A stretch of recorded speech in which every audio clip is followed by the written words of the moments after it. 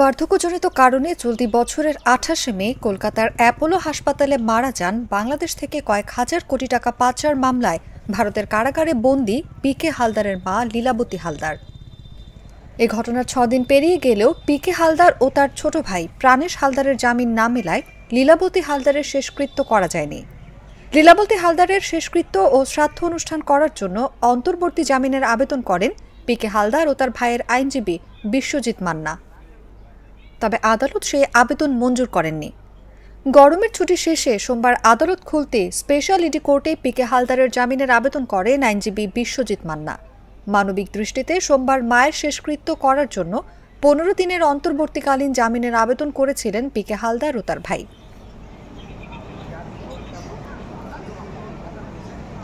পিকে হালদার মা মারা গেছেন, সেই গ্রাউন্ডে পিকে হালদার এবং প্রাণেশ হালদারের জন্য ইন্টারিম বেল প্রেয়ার করা হয়েছে।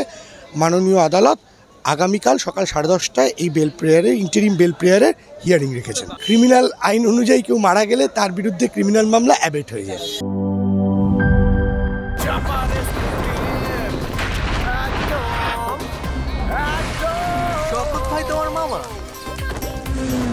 খাও চাপার জোর বাড়াও।